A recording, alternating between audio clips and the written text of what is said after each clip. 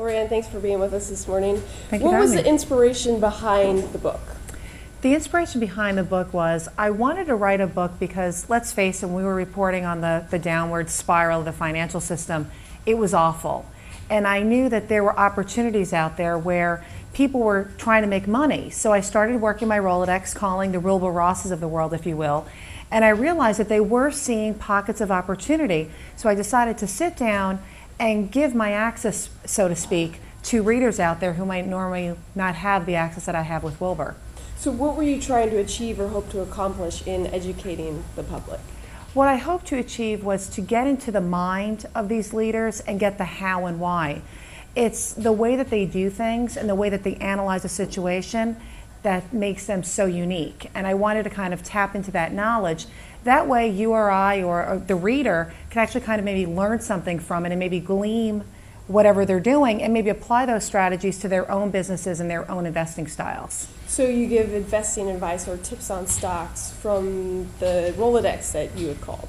Exactly. I sit down with Ron Barron, Ken Langone, really big legendary investors kind of saying, okay, what was your reaction to the fall of the financial system? But more importantly, what did you see? Where are the opportunities? And they were extremely candid. I mean, Ron Barron says that he lays awake at night now because of the opportunities. He is so excited. And he says, because a lot of people have been losing their jobs, while that is extremely, I mean, it's painful, it's hard for the economy, there are opportunities there for an investor because he's investing in DeVry, he's investing in straight education because people are going back to school to learn a new career. So that's a unique way of playing the market.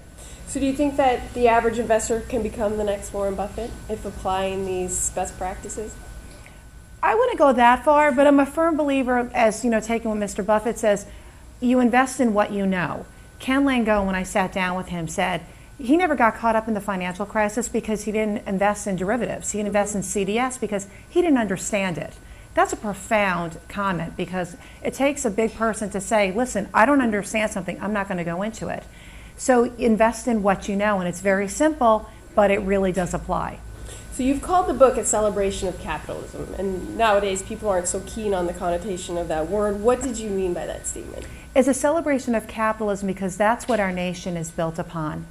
Banks, as you know, have become a dirty word.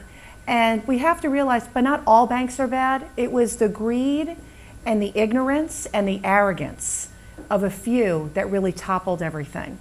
But there are banks out there that are doing well. There are companies that are doing well. And that's what we have to embrace when I'm talking about it's a celebration of capitalism, because it's capitalism that's going to lead us out of this downward spiral that we have experienced. So what was the overall or general consensus on government intervention and stimulus through the downturn and staving off, what everybody thought was essentially Armageddon? You know, it's a mixed bag. It's a very fine line of helping and then overstepping. Wayne Huizenga, who wrote my foreword, said that while we have the populist drum beating right now in Washington trying to handcuff corporations, if you will, he says that government has to be a partner and they have to work with business, not work against them, not laying on taxes to get our money back. They have to pay. No, he's saying you have to work, you have to encourage, have tax cuts that can maybe encourage R&D, encourage hiring new people. So that was pretty much a really big theme, no matter what sector that you were in. So is there a silver lining to the economic downturn? I think there is. I mean, while we have learned some very harsh lessons right now, we have learned that in the new economy, GDP growth will be less. We have to learn that the consumer is not going to be going out there and buying the flat screen TVs that they can't afford, and your house is not an ATM machine. So I think, bottom line is, less is more, and that we have to go back to a more modest lifestyle. And that is something that even Peter Cohen has expressed to his own traders, saying, listen, you're not going to make the money that you did a year or two ago. This is the new norm, and the new norm is a little bit less. So one final question. Obviously, your background is television. Why a book? I just feel very fortunate where a lot of people say I have the $1 trillion Rolodex. I mean, I could call Wilbur Ross, Richard Lafrac, Jim Lentz of Toyota anytime that I want. And when I sit and I talk to them, they're brilliant in the way that they approach business. And I thought that if I wrote a book and I interviewed them, I could give this access to a lot of people that don't have that type of access, and that's the reason why I decided to write it. Great. Thank you, Lori Ann. Thank you for having me.